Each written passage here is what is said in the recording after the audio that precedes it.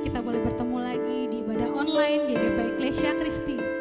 Saat ini kita mempersiapkan hati, pikiran kita untuk kita memuji Tuhan, kita menyembah Tuhan, karena hanya Dia yang layak untuk kita sembah. Kami memuji kebesaran-Mu.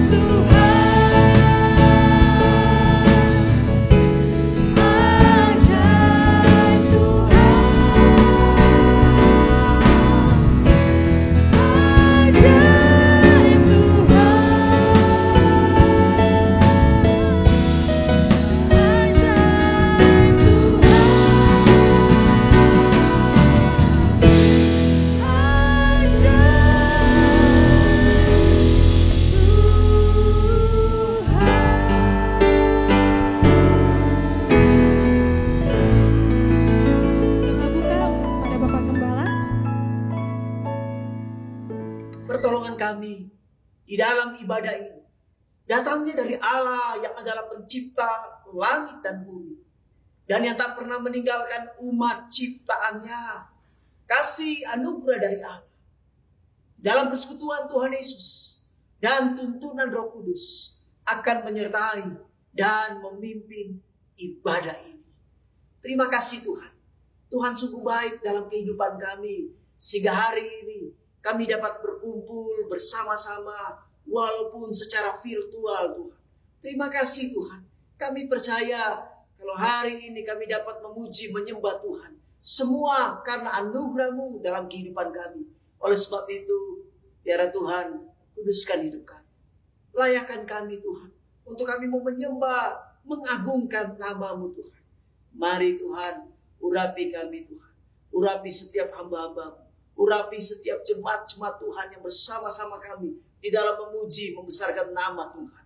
Terima kasih Bapa. Kami mau memuji Tuhan dengan hati yang tulus. Karena kami sungguh percaya ketika kami menyembah Tuhan dengan hati yang tulus, maka kuasa-Mu hadir di dalam ibadah ini Bapa. Terima kasih Tuhan. Kami percaya Tuhan. Di dalam ibadah ini kami menikmati kuasa. Kami menikmati pemulihan-Mu terjadi Bapa. Terima kasih. Kalau ada kuasa-kuasa kegelapan yang ingin menguasai hati pikiran kami sungguh percaya kuasa-Mu besar dan sanggup menghancurkan setiap kuasa-kuasa kegelapan. Terima kasih Tuhan, kami siap untuk memuji Tuhan. Kami siap untuk berpesta bersama Tuhan. Di dalam nama Tuhan Yesus kami berdoa. Haleluya. Haleluya. Saat ini kita siap memasuki hadirat Tuhan. Kita akan memuji Dia bersama-sama dengan Tuhan. Karena Tuhan begitu baik dalam kehidupan kita.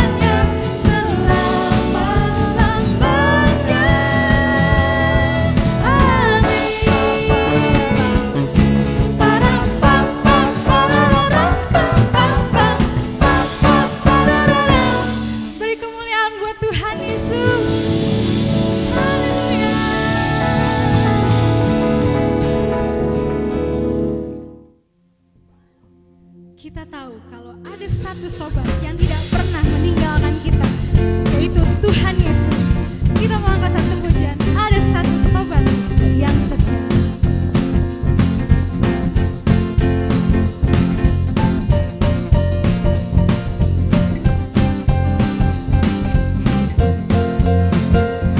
Ada satu sobatku yang setia, tak pernah dia tinggalkan diriku. Di waktu aku susah, waktuku sendirian, dia selalu menemani diriku. Ada satu sobatku yang setia, tak pernah dia tinggalkan diriku. Di waktu aku susah, waktuku sendirian, dia selalu menemani diriku. Namanya Yesus, namanya Yesus, namanya Yesus, nama Yesus yang menghibur hatiku. Namanya Yesus, namanya Yesus, nama Yesus yang menghibur hatiku.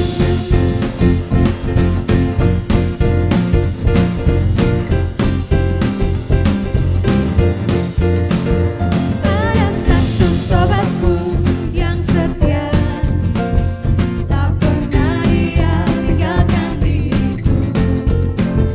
Di waktu aku susah, waktuku sendirian, dia selalu menemani diriku. Namanya Yesus, namanya Yesus, namanya Yesus, nama Yesus yang menghibur hatiku. Namanya Yesus, namanya Yesus, nama Yesus yang menghibur hatiku.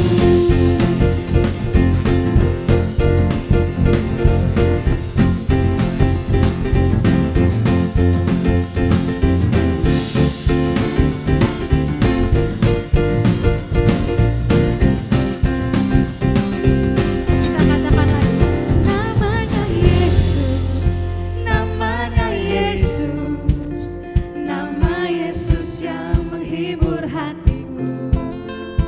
Namanya Yesus, namanya Yesus, nama Yesus yang menghibur hatiku. Namanya Yesus, namanya Yesus, nama Yesus yang menghibur hatiku. Namanya Yesus, namanya Yesus, nama Yesus yang menghibur hatiku. Nama Yesus yang menghibur hatiku. Nama Yesus yang menghibur hatiku.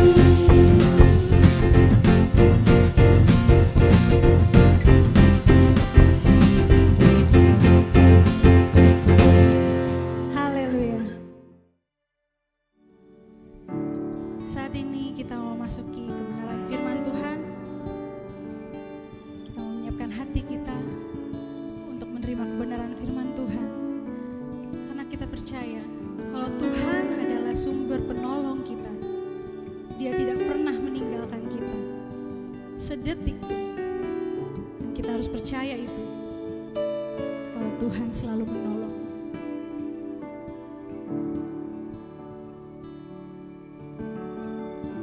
Musim akan selalu berganti, kasih Tuhan tetap abadi, tak akan berubah sampai selamanya.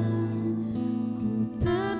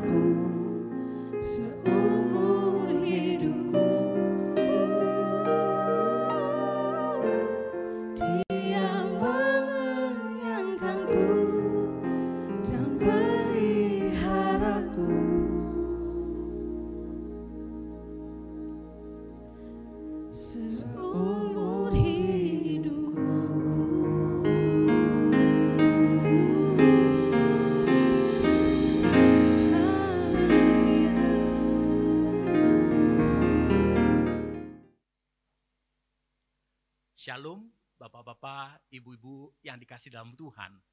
Nah, apa kabarnya? Saya yakin kita dalam pimpinan Tuhan.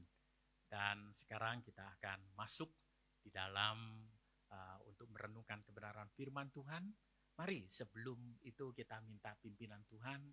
Kita mau untuk kita menyerahkan akan hidup kita, jiwa kita, pikiran kita, untuk kita belajar kebenaran firman Tuhan. Mari kita tunduk kepala, kita mau berdoa. Tuhan Bapa kami dalam surga, terima kasih Tuhan atas penyertaan, pimpinan, kasih sayang Tuhan dalam kehidupan kami. Kami tahu Tuhan keadaan kami, circumstances kami ini sungguh Tuhan sangat-sangat sulit di dalam kehidupan kami saat ini. Tetapi kami mau percaya, kami mau yakin bahwa Engkaulah yang menjadi perlindungan kami. Engkaulah yang menjadi pertolongan kami. Dan kami menginginkan bahwa Engkau hadir dan terus hadir dalam kehidupan kami. Supaya kami tahu Tuhan, kami dikuatkan, kami dihiburkan. Kami kembali lagi mendapatkan kekuatan yang baru. Untuk kami dapat menghadapi dan menghidupi akan hidup yang sudah Engkau titipkan bagi kami. Terima kasih Tuhan, terima kasih. Berkati untuk kami semua, biarlah apa yang kami mau baca dan renungkan, ini Roh-Mu yang kudus menuntun kami, memimpin kami, dan membukakan kami kembali kebenaran-kebenaran firman-Mu yang akan menuntun hidup kami, yang akan membebaskan akan hidup kami, dan memberikan kami kemenangan. Dan Roh-Mu inilah Tuhan yang akan memberikan pencerahan kembali. Dan kami dapat menang di dalam hidup ini karena Engkau menuntun hidup kami. Terima kasih Tuhan, kami serahkan akan kehidupan kami ke dalam tangan pimpinan Tuhan. Hanya dalam nama Tuhan kami, Yesus Kristus, kami telah berdoa. Haleluya. Amin. Puji Tuhan. Shalom Bapak-bapak, Ibu-ibu. Kembali lagi kita bertemu walaupun secara virtual.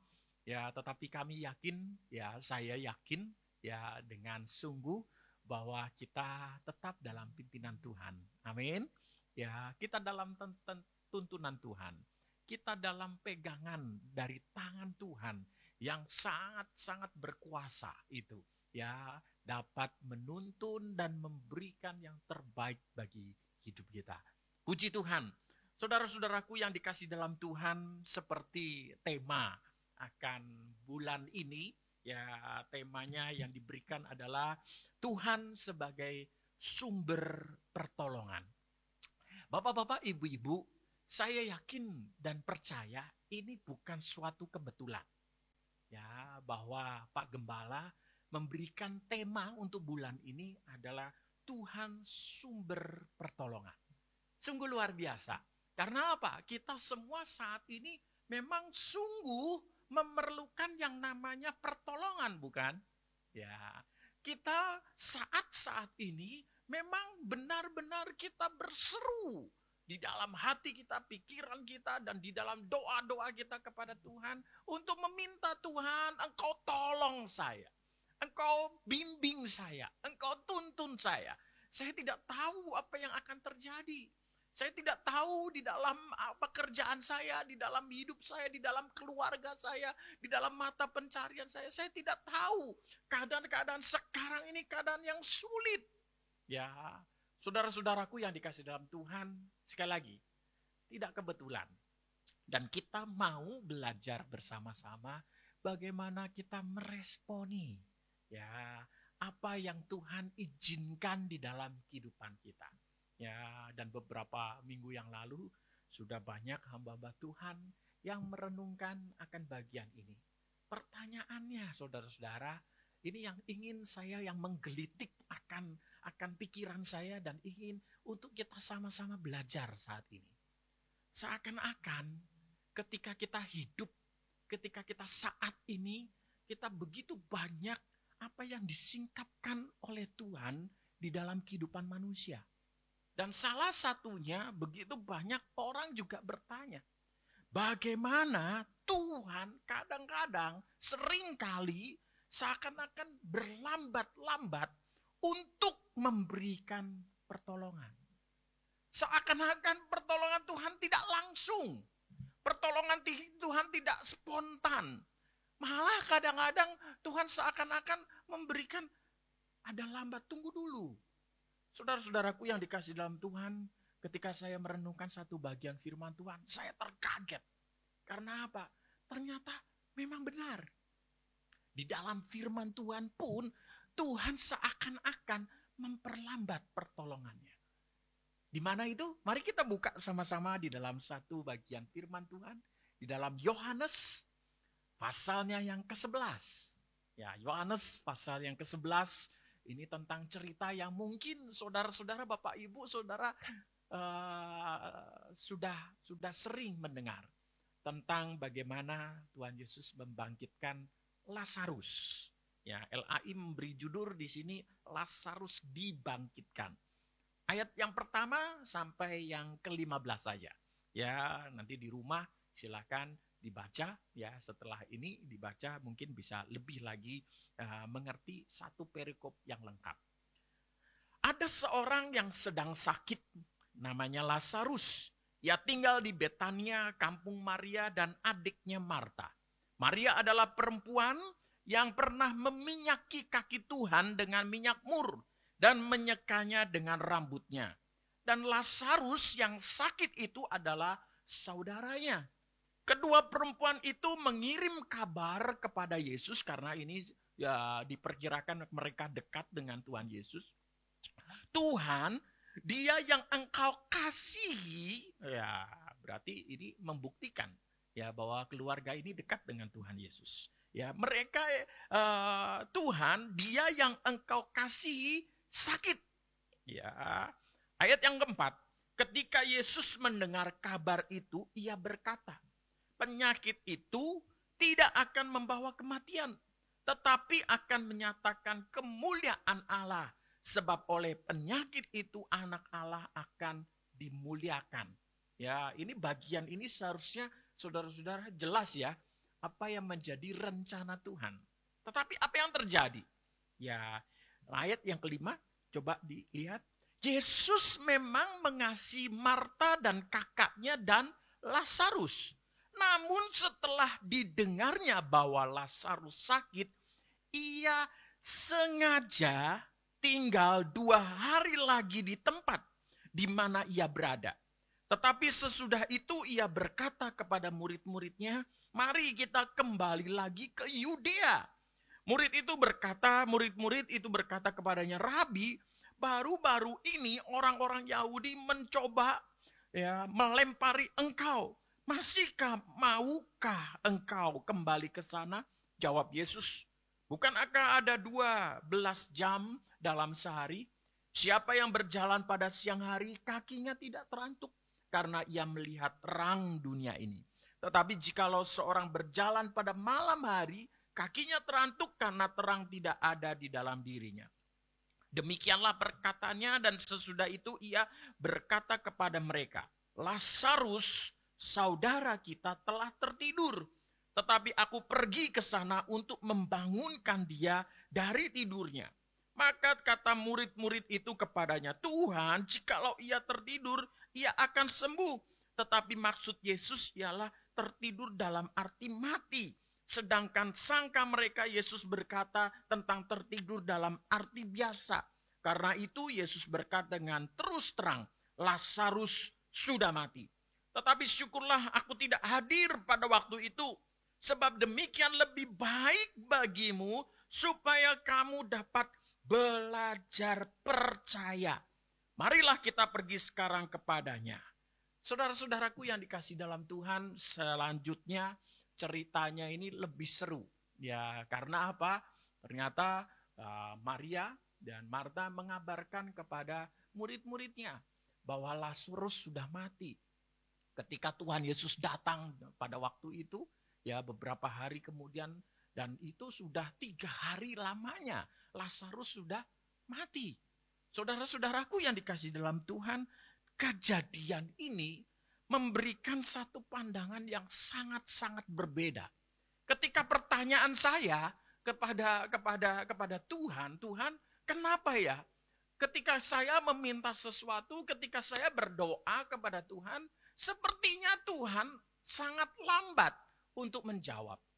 Sepertinya Tuhan, apa yang kita pikirkan tidak sesuai dengan apa yang Tuhan kerjakan dalam hidup ini.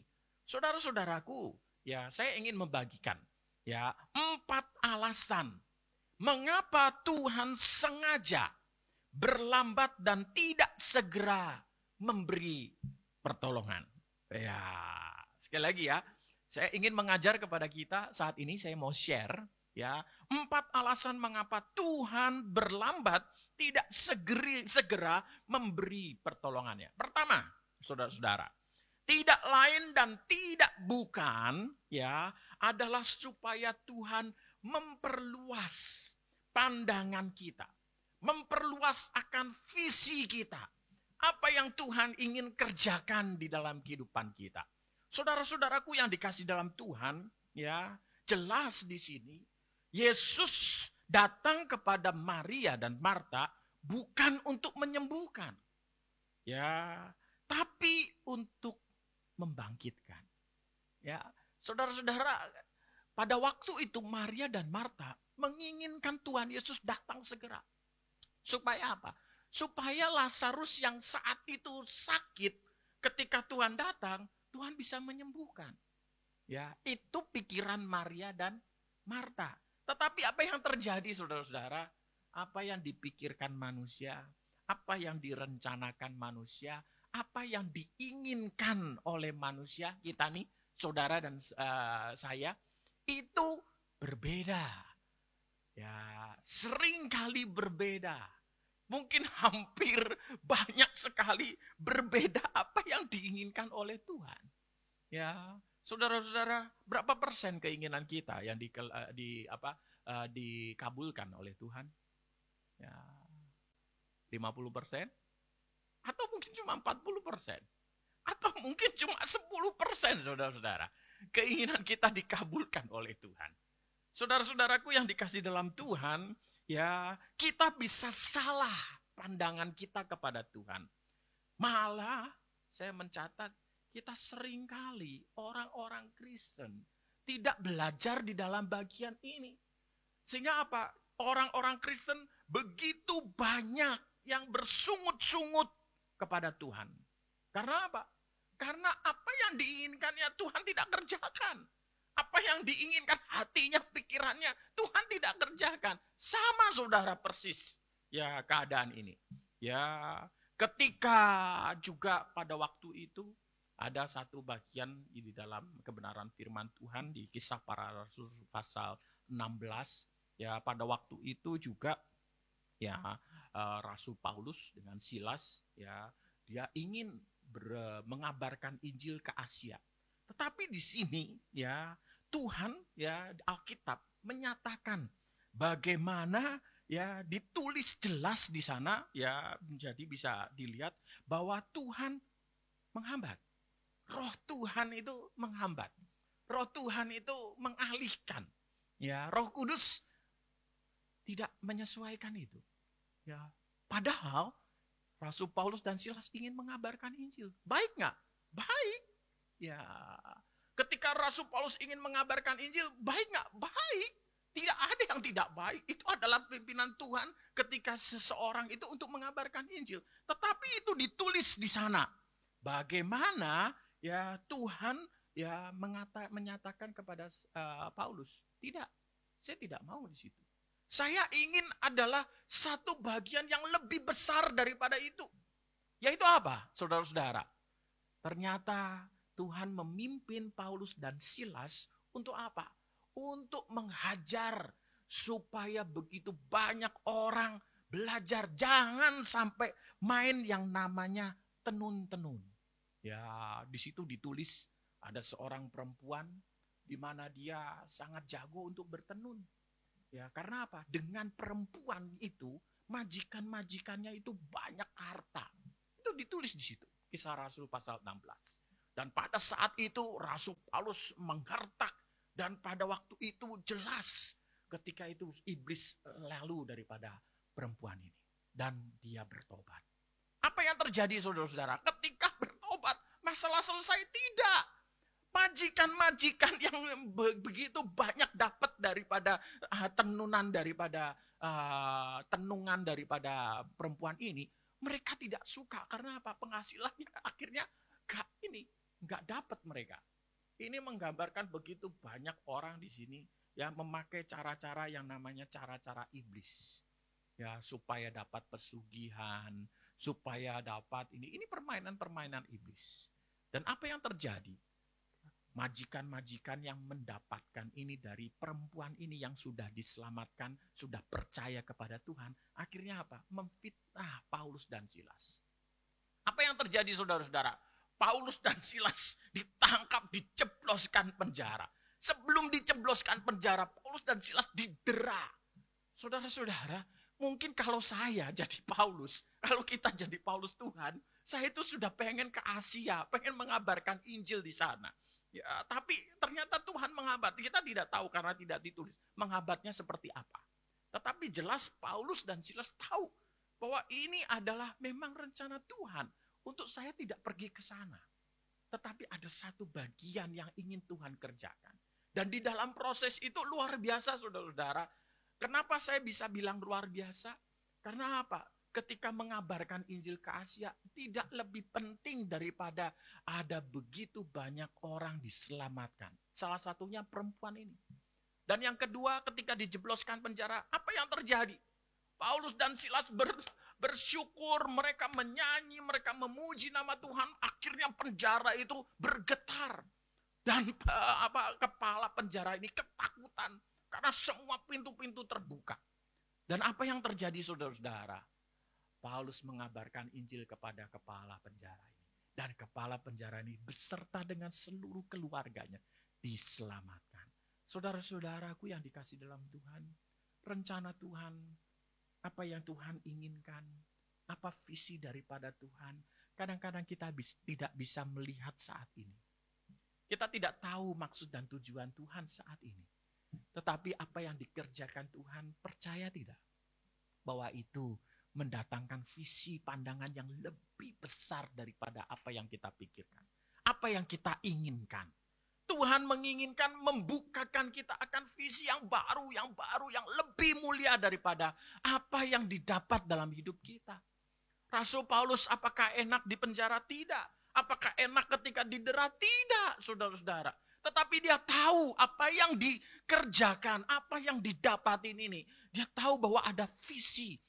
Ada maksud Tuhan di depan sana yang lebih indah daripada apa yang dia inginkan. Saudara-saudaraku yang dikasih dalam Tuhan, mungkin kalau saya tarik sama seperti kita sekarang ini. Ya, saudara-saudara, begitu banyak orang yang kesulitan.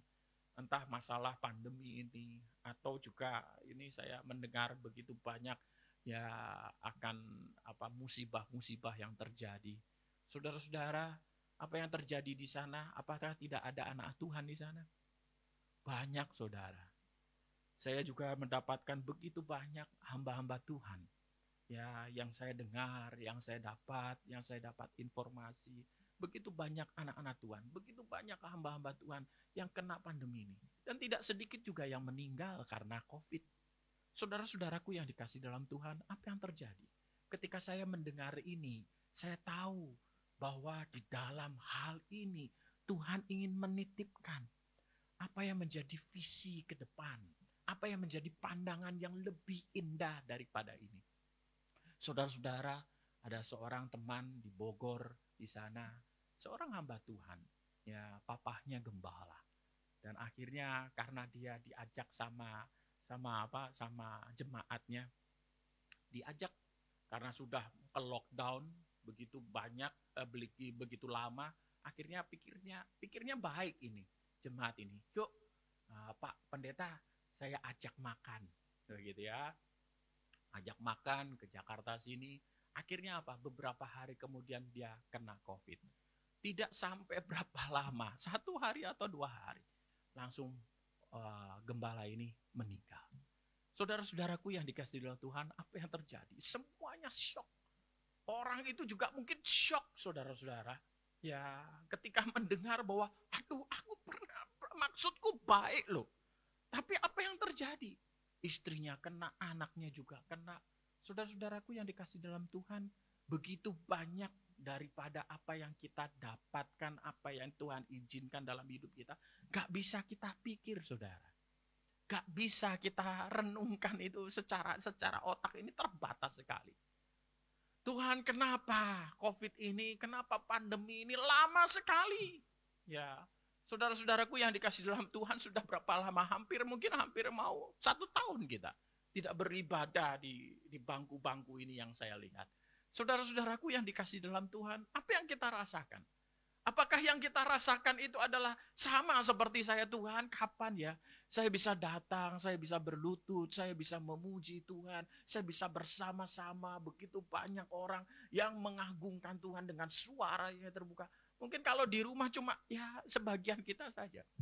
Dan apatah lagi saudara-saudara di dalam bagian ini bukan sedikit, malah lebih banyak akan permasalahan-permasalahan yang timbul. Entah itu di dalam pekerjaan, apalagi di dalam keluarga. Yang mungkin selama ini kita defense mekanismenya itu adalah kita pikir bahwa kita itu di dalam keluarga baik-baik saja. Tetapi itu merupakan satu refleksi yang tidak baik. Hubungan suami istri ternyata yang selama ini tidak baik. Ditutupi dengan apa? Kesibukannya masing-masing. Tidak jarang seorang suami atau istri malah sampai rajin ke gereja. Mereka pergi ke gereja, padahal hubungan mereka tidak baik di rumah. Dan sekarang ini mereka harus 24 hour. Mungkin juga di dalam keluarga mereka tidak baik dengan anak. Tetapi apa? Mereka melepaskannya itu ketemu cuma berapa jam. Anak sekolah. Dan sekarang ini, waduh, begitu banyak orang yang mengeluh. Aduh Pak, anak saya tidak bisa diatur. Anak saya ini, mending dia sekolah aja. Saudara-saudaraku yang dikasih dalam Tuhan, apakah itu sehat? Ya, ternyata mungkin keluarga model ini adalah keluarga yang perlu bimbingan. Keluarga yang tidak sehat. Ketika ketemu 24 jam, apa yang misalnya keluar daripada mulutnya? Bukan sesuatu yang membangun. Karena apa? Hubungan yang tidak sehat. Dan pada masa pandemi ini, Tuhan memberikan izinan untuk lockdown. Ya, akhirnya apa? Kita di dalam keluarga 24 jam. Ya, dan iya kalau misalnya mereka dapat memperbaiki. Ya, hubungan suami istri, hubungan dengan anak, hubungan dengan mertua, hubungan dengan menantu. Apa yang terjadi ketika mereka tidak bisa memperbaikinya? Semakin parah. Dan tidak sedikit saudara-saudara.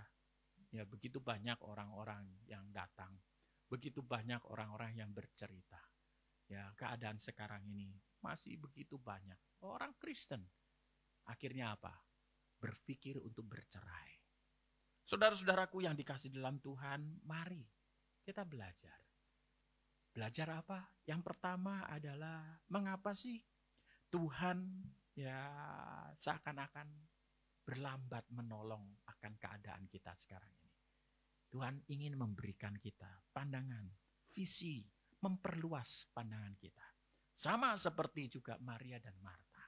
Ya, Tuhan datang kepada Maria Marta bukan untuk menyembuhkan, tetapi untuk membangkitkan, memperluas dan memberikan kedahsyatan, menunjukkan bagaimana Allah kita, Tuhan kita lebih daripada segala sesuatunya.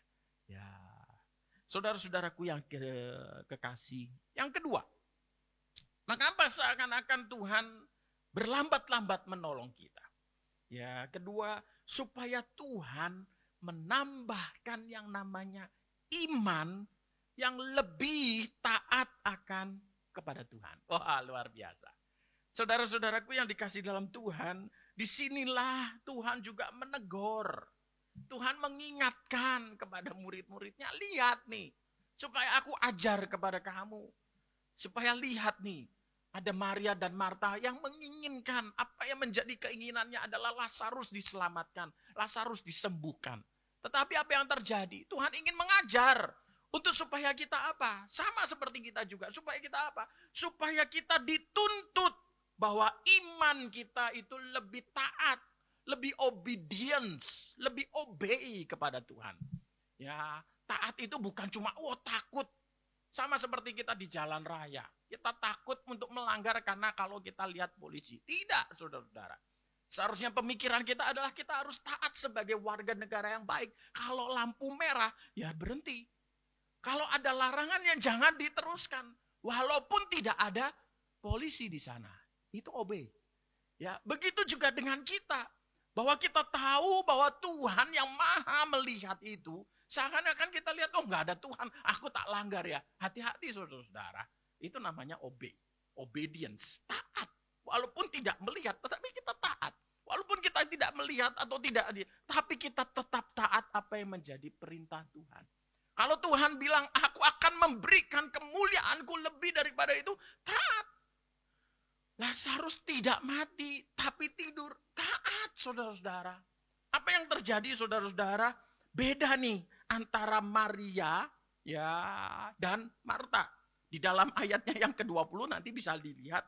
Ketika Marta mendengar bahwa Yesus itu datang, ia pergi, ya ini Marta nih ya, langsung mendapati, dia lari untuk datang kepada Tuhan.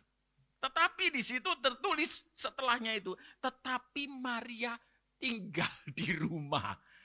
Maria tinggal di rumah. Padahal dua orang ini tahu dekat dengan Tuhan Yesus. Ketika mereka mendengar bahwa Tuhan Yesus datang, apa yang terjadi? Marta itu langsung dia kejar Tuhan Yesus. Dia berkata, Tuhan, too late. Sudah terlambat, Lazarus sudah dikuburkan. Ya, tetapi apa yang terjadi? Beda nih ya dengan Maria. Maria tinggal di rumah. Mungkin sama seperti kita, saudara-saudara.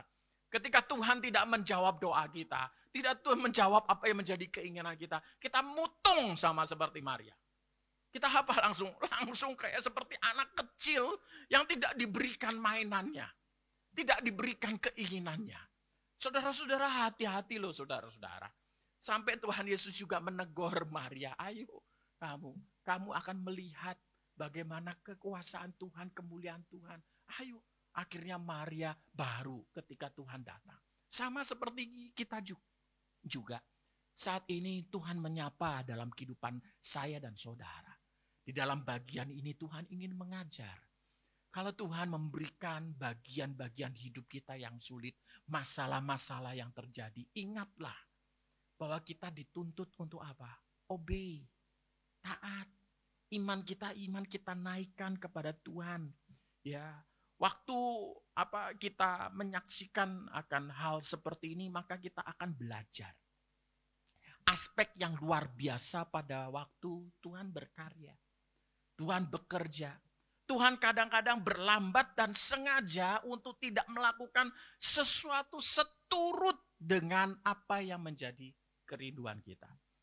Doa kita, harapan kita, ya. Tetapi mari kita mengambil keputusan yang bulat. Ketika kita ikut Tuhan, ketika kita berjalan akan untuk kita menjadi pengikut Tuhan, menjadi murid Tuhan.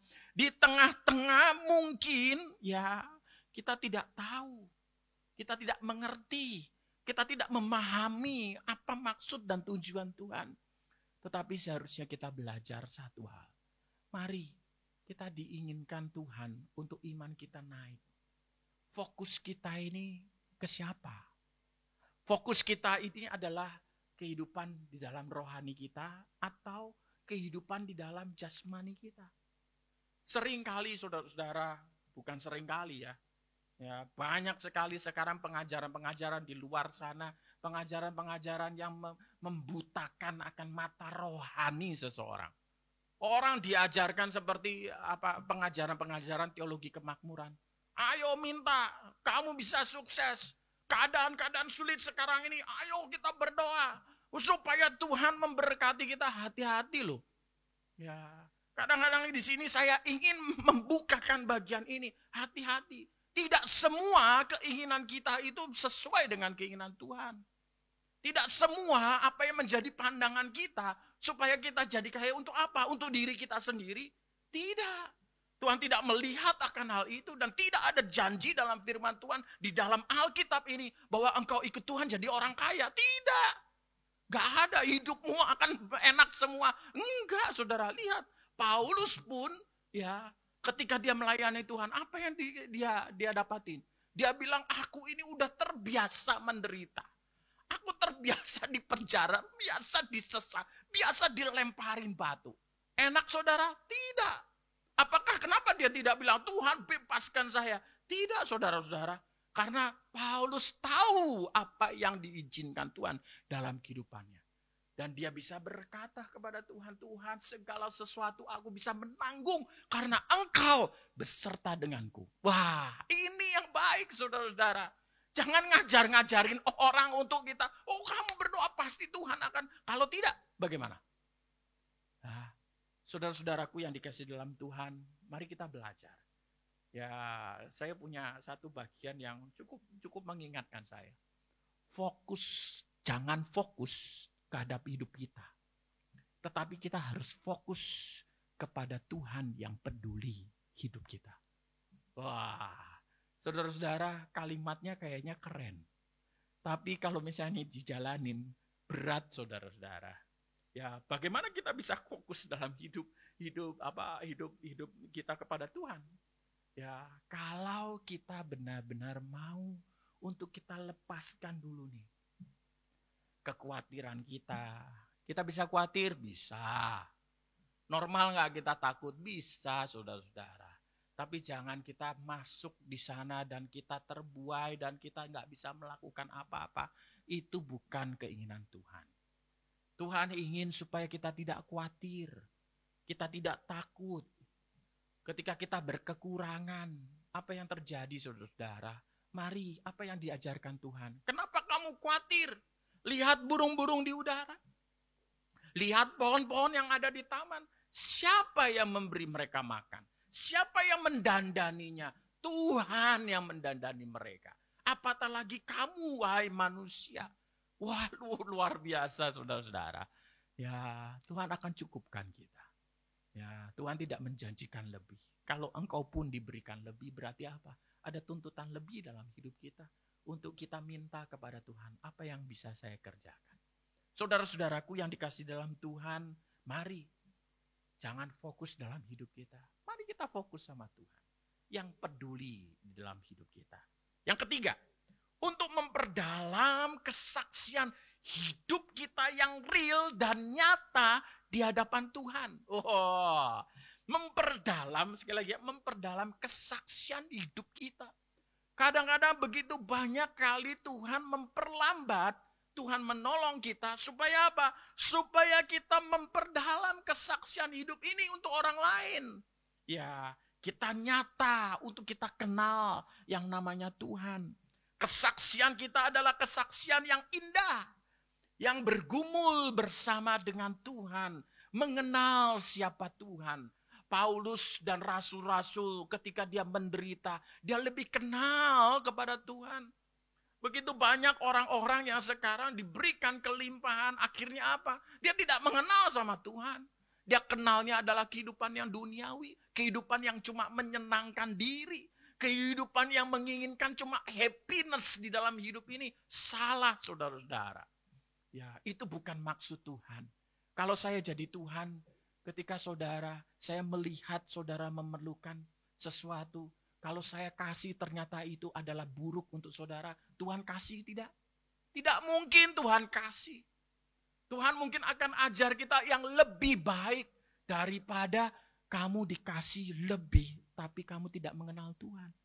Saudara-saudaraku yang dikasih dalam Tuhan, pernah tidak berpikir dalam kesaksian kita untuk kita jadi berkat bagi orang lain?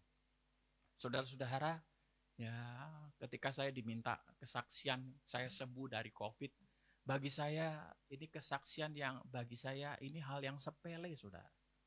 Walaupun begitu banyak orang, ditolong COVID segala macam, ya saya percaya begitu banyak orang beriman, dia tidak memakai obat pun, saya bisa sembuh dalam nama Yesus. Saudara-saudara, saya tidak menganggap enteng orang-orang tersebut. Saya hormat sekali. Tetapi saudara-saudara harus diperhatikan bahwa penyakit ini memang bisa sembuh. Saudara-saudara, ketika saya berdoa sama Tuhan, ketika pas saya kena COVID, saya tidak, oh ini pasti sembuh ini. Tidak, saudara-saudara, saya tahu bahwa penyakit ini bisa sembuh. Akhirnya doa saya, Tuhan, apa yang Tuhan kerjakan, silahkan kerjakan. Kalaupun saya mendapatkan sesuatu yang lebih buruk daripada ini, saya harus menerima. Istri anak saya harus menerima. Karena apa? Saya tahu Tuhan akan lebih mengerjakan sesuatu yang indah dalam hidup keluarga saya. Apa yang terjadi, saudara-saudara? Betul. Apa yang saya lihat ketika ada seorang hamba Tuhan, suami dan istri kena COVID. Ya, dia bersaksi. Apa yang menjadi kesaksiannya, saudara-saudara? Istrinya meninggal. Dan hamba Tuhan ini menyaksikan bagaimana dia tetap tegar. Bagaimana dia tetap melayani Tuhan. Bagaimana dia tetap mencintai Tuhan. Bagaimana dia tetap menyatakan bahwa Tuhan baik dalam hidupnya. Walaupun dia kehilangan orang yang sangat dikasihi. Itu adalah kesaksian yang lebih daripada sembuh daripada COVID. Saudara-saudaraku yang dikasihi dalam Tuhan, mari kita belajar.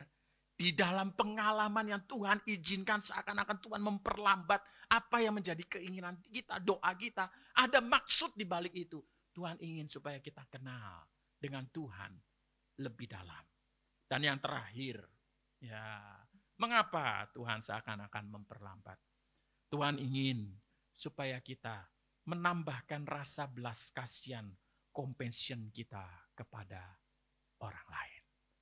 Saudara-saudara, apa yang terjadi sama seperti Kristus Yesus yang saya ingat. Ketika dia mati di atas kayu salib. Dia bilang sama Tuhan, dia menengadahkan, Eli, Eli, lama sabachthani. Tuhanku, Tuhanku, mengapa engkau meninggalkan aku? Saudara-saudaraku yang dikasihi dalam Tuhan, ketika saya melihat, ketika film atau apapun, ketika saya membaca bagian ini, saya meneteskan air mata. Karena apa? Kesaksian daripada hidup Kristus Yesus untuk orang lain. Ya, ini membuka bagian hati saya yang paling dalam. Untuk saya percaya kepada Tuhan. Tuhan, engkau sudah menebus dosa saya. Saudara-saudara, apa yang terjadi? Ketika dia berkata demikian, padahal pada waktu itu Tuhan Yesus selama dia di muka bumi, dia tidak pernah yang namanya lepas dari Bapa di surga.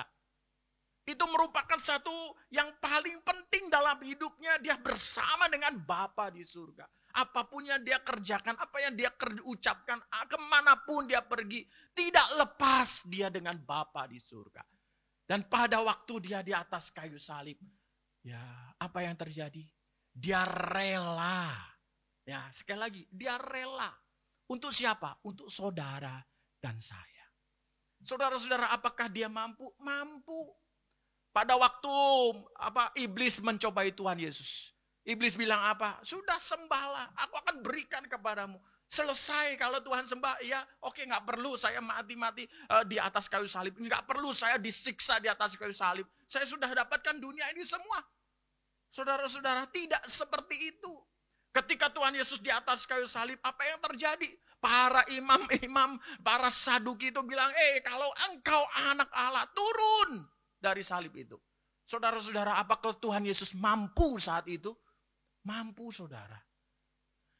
Ketika waktu itu, kalau Tuhan Yesus turun, selesai sudah. Semuanya pasti, waduh, tercengang. Oh iya, aku percaya kepadamu. Karena saya melihat bahwa engkau bisa turun di atas kayu salib. Saudara-saudara, tapi tidak demikian. Ya, maksud dan tujuan Tuhan, rencana kekal Tuhan, bukan yang menjadi apa cuma sebagian orang. Tetapi lebih besar lagi. Untuk seluruh hidup manusia. Dia mati di atas kayu salib. Saudara-saudara, bagian kita juga demikian. Mari kita belajar. Bagaimana kesaksian hidup kita. Apa yang menjadi kehidupan yang Tuhan inginkan kita sudah izinkan terjadi. Itu juga bisa kita bagikan kepada orang lain. Ya, kesulitan bisa kita bagikan. Bisa, saudara-saudara. Saya tutup dengan kesaksian daripada seorang misionaris di India. Ya, misionaris di India ini ceritanya adalah dia dia pergi ya dari Australia atau dari Amerika. Misionaris ini pergi ke India. Dia melayani satu keluarga kecil. Dan pada waktu itu keluarga ini kena wabah. Dan pada waktu kena wabah, anak perempuannya ini ternyata bentol-bentol. Dan orang tuanya bilang sama Pak misionaris ini, "Pak, tolong Pak datang ke sini, doain Pak." Dan ini lingkungannya bukan lingkungan Kristen, saudara-saudara. Lingkungannya ini belum Kristen, cuma satu keluarga ini. Dan misionaris ini memang dekat dengan keluarga ini karena apa? Mereka melayani bersama-sama. Akhirnya apa, saudara-saudara? Mereka sudah berkumpul, misionaris ini datang. Tapi sebelum misionaris datang, dia berdoa sama Tuhan. Tuhan, tolong Tuhan. Kalau misalnya Tuhan bisa sembuhkan anak ini, saya yakin Tuhan satu desa ini nih akan melihat mujizat-Mu yang luar biasa. Ya, apa yang terjadi saudara-saudara? Pendeta ini berdoa, misionaris ini berdoa, karena dia juga gentar. Karena dia bilang, baru kali ini saya ini bukan seorang hamba Tuhan yang bisa tumpang tangan sembuh. Enggak, saya ini cuma seorang misionaris yang kecil. Tapi Tuhan, saya tahu bahwa Engkau sanggup menyembuhkan anak ini. Akhirnya saudara-saudara, dia datang, dia berdoa. Wah, dia sungguh-sungguh berdoa, Tuhan, Engkau bisa sembuhkan, sembuhkanlah. Nah, akhirnya dia izin pulang. Pada waktu sampai di rumahnya, apa yang terjadi, saudara? Ya, orang tuanya ini datang. Wah, gimana anakmu? Anak kami sudah meninggal. Waduh, syok saudara-saudara. Didoain malah meninggal, saudara-saudara. Waduh, ya kita berturut berduka. Ya, tetapi apa yang terjadi? Dia masuk kamar, dia berdoa, dia menangis di hadapan Tuhan. Tuhan, kenapa Tuhan? Bahwa keluarga ini mengasihi Tuhan. Anaknya juga ini mengasihi Tuhan. Mengapa Engkau tidak menolong? Kenapa tidak menyembuhkan? Saudara-saudaraku yang dikasihi dalam Tuhan, apa yang terjadi? 2 hari kemudian orang tuanya ini datang lagi ke rumahnya. Wah, dia buka pintu, dia lihat. Dan dia bilang, orang tuanya ini bilang, anak saya sudah dikuburkan. Wah, dia kaget, saudara. Karena apa?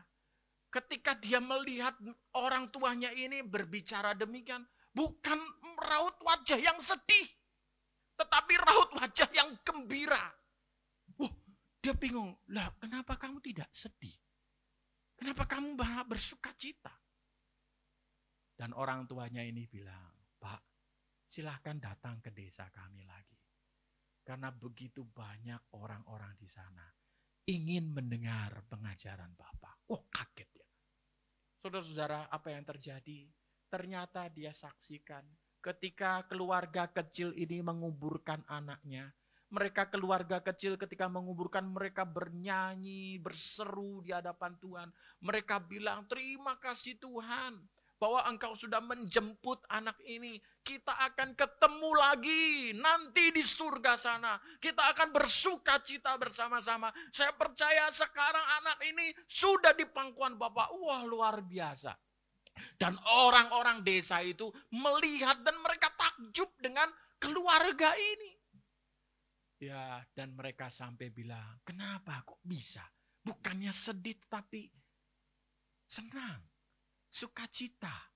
Karena mereka tahu dan bilang, kamu nanti akan diajarkan bagaimana kepercayaan kita bahwa surga, tempat yang indah, itu menunggu kita bertemu lagi di sana. Wah, luar biasa. Saudara-saudara, biarlah saya tutup. Mari kita belajar. Apa yang terjadi dalam kehidupan kita, Tuhan ada maksud dan rencana yang indah. Supaya kita mendapatkan sesuatu yang lebih indah lagi dan lebih lagi. Poin yang terakhir, supaya kita juga bisa bagi ke orang lain. Walaupun kita menderita, walaupun kita sengsara, biarlah kita mungkin tidak disembuhkan, tetapi melalui penyakit kita, nama Tuhan dipermuliakan. Kita ditinggalkan orang yang dikasih kita, tetapi akan orang melihat ketika kita ditinggalkan orang dikasih kita, ada anggota-anggota keluarga lain yang diselamatkan daripada peristiwa itu. Saudara-saudara, ingatlah, Tuhan baik dalam hidup kita. Tuhan ingin menyelamatkan kita. menyelamatkan keluarga kita. Begitu banyak orang di luar sana perlu yang namanya Injil keselamatan. Itulah maksud mulia yang Tuhan kerjakan dalam hidup ini. Mari kita sama-sama berjuang. Mari kita sama-sama penuh dengan semangat supaya kita melayani Tuhan dan upah kita di surga kita dapat nikmati bersama-sama. Amin. Mari kita masuk di dalam doa. Tuhan Bapa kami dalam surga, terima kasih Tuhan atas pimpinan penyertaan Tuhan dalam perenungan ini. Biarlah apa yang hamba sudah sampaikan, biarlah Roh-Mu yang kudus terus mengingatkan kami, terus memberikan tuntunan dan pengertian yang baru dan mengingatkan dan mempertumbuhkan iman percaya kami. Sehingga kami dapat melakukan segala sesuatu dan kami percaya Engkau yang menjadi pertolongan kami. Engkau yang maksud dan tujuan Engkau yang lebih indah itu sudah datang dalam hidup kami. Dan kami percaya Engkau sebagai sumber penolongan kami. Kami mau taat. Kami mau menyesuaikan diri kami. Kami mau lebih lagi mengenal kepada Tuhan di dalam kehidupan kami yang Engkau izinkan saat ini. Terima kasih Tuhan, berkati hamba-Mu, berkati akan jemaat-Mu, berkati kami semua, khususnya Gereja Gerakan Pentakosta Eklesia Kristi. Biarlah Tuhan memberkati kami semua. Kiranya Tuhan tetap kami berdoa. Biarlah Tuhan masa pandemi ini, biarlah Engkau cepatkan untuk berlalu. Sehingga kami dapat kumpul bersama-sama kembali. Kami dapat mengagungkan, memuji nama Tuhan di dalam rumah ibadah-Mu ini Tuhan. Sehingga kami percaya Tuhan, dengan kami berkumpul, kami dikuatkan. Kami dapat bersama-sama bertumbuh. Dan kami bersama-sama dapat mengagungkan, bersyukur kepada Tuhan apa yang Kau kerjakan dalam hidup kami. Terima kasih Tuhan, terima kasih. Berkati akan kegiatan kami selanjutnya. Karena di dalam satu nama Tuhan kami, Yesus Kristus, kami beralaskan doa ini. Haleluya. Amin. Puji Tuhan. Selamat berjumpa kembali, Bapak, Ibu, dan Saudara-saudari Jemaat Tuhan sekalian. Shalom. Saat ini kita mengikuti ibadah online Gereja Gerakan Pentakosta Eklesia Kristi Jakarta, hari Minggu 24 Januari 2021. Kita telah menyaksikan dan menerima berkat dari pelayanan firman Tuhan yang baru saja disampaikan oleh Pendeta Muda Daniel Gunawan De Vries STH. Terima kasih untuk pelayanannya. Kiranya firman Tuhan yang telah disampaikan dapat menguatkan dan meneguhkan iman kita dalam Yesus Kristus. Saat ini adalah kesempatan kita mengungkapkan rasa syukur kepada Tuhan, yaitu dengan memberikan persembahan. Jemaat dapat memberikan persembahan untuk kas gereja, kas pembangunan, atau persepuluhan dengan melakukan transfer ke rekening Bank CIMB Niaga, nomor rekening 800047975800 atas nama GKP Eklesia Kristi. Saudara juga dapat menggunakan aplikasi pembayaran elektronik seperti OVO, GoPay, Dana, Link Aja, dan lain-lain. Jemaat juga dapat berpartisipasi dalam memberikan sumbangan bagi jemaat yang terdampak pandemi COVID-19, yaitu dengan menyalurkannya melalui rekening gereja yang telah disebutkan tadi, dengan memberikan keterangan COVID-19 atau angka 19 pada 2 digit terakhir nominal. Bagi jemaat yang ingin menyalurkan bantuan dalam bentuk bahan pangan atau makanan ataupun obat-obatan, dapat menghubungi Bapak Weli Filipus atau menghubungi WhatsApp GGP Eklesia Kristi. Berikut ini kami sampaikan jadwal pelayanan sepanjang minggu yang masih dilaksanakan dalam ibadah dan persekutuan secara virtual atau online. Setiap hari Minggu, pada setiap pukul 11, diadakan ibadah sekolah minggu. Anak-anak akan dilayani oleh guru-guru sekolah minggu melalui aplikasi Zoom. Pada hari Minggu ini, 24 Januari, pukul 1 siang, diadakan ibadah youth dan akan dilayani oleh Bapak Henry Hagai kepada pemuda dan pemudi anggota youth dapat mengikuti ibadah ini melalui aplikasi Zoom.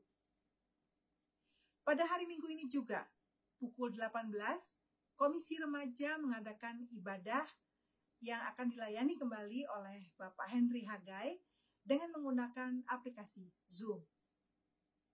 Ibadah wanita pada hari Selasa tanggal 26 Januari pukul 1 siang akan dilayani oleh Pendeta Olha Pakasi. Ibu-ibu dan saudari dapat mengikutinya melalui aplikasi Zoom. Ibadah kaum pria pada hari Rabu tanggal 27 Januari pukul 18.30 akan dilayani oleh Pendeta Muda Haris Jafari. Bapak-bapak dapat mengikuti persekutuan ini melalui aplikasi Zoom. Persekutuan doa umum pada hari Jumat tanggal 29 Januari pukul 18 akan dilayani oleh Bapak Kasnadi Margaka melalui aplikasi YouTube GGP Eklesia Kristi.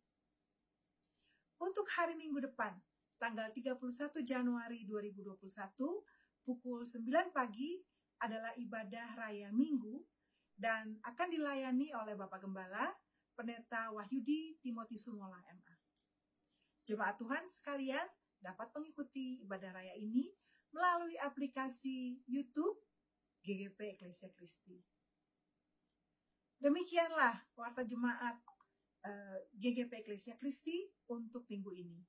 Atas nama Gembala, hamba-hamba Tuhan, dan seluruh majelis, kami mengucapkan terima kasih. Tetap sehat, tetap lakukan protokol kesehatan, tetap bersekutu, dan tetap semangat. Tuhan Yesus memberkati.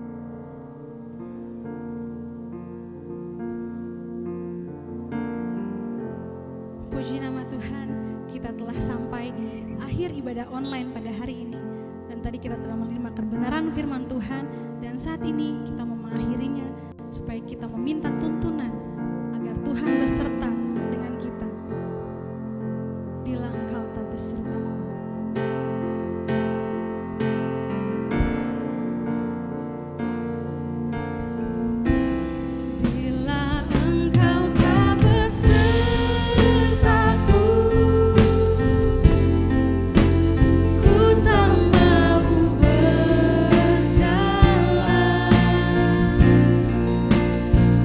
Perlu Tuhan.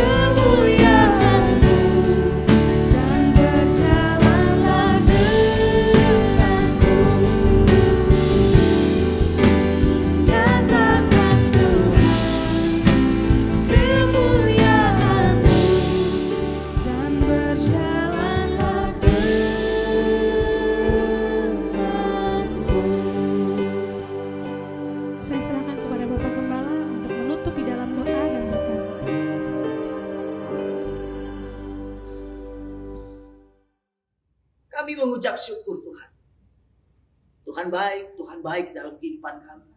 Sehingga hari ini Tuhan, kami dapat memuji, menyembah, mengagungkan nama-Mu. Kami dapat mendengarkan firman-Mu sebagai sumber kehidupan dalam kehidupan kami. Sumber jawaban dan sumber penghiburan dalam kehidupan kami. Dan kami sungguh percaya Tuhan, penyertaan-Mu, pemeliharaan-Mu, tuntunan-Mu ada dalam kehidupan kami. Sehingga kami dapat berkata, kami kuat, kami mampu, semua karena Tuhan. Terima kasih, terpujilah Engkau Tuhan. Oleh sebab itu mari Bapak Ibu Saudara sekalian, arahkan hatimu kepada Tuhan. Percaya sungguh kepada Tuhan. Mari, angkat tangan dan terimalah berkat Tuhan.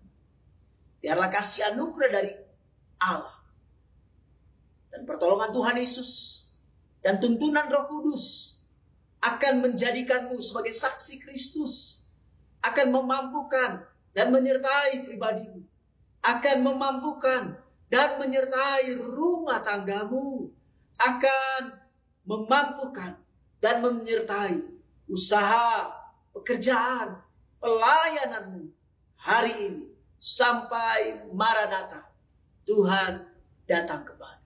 Bapak terima kasih.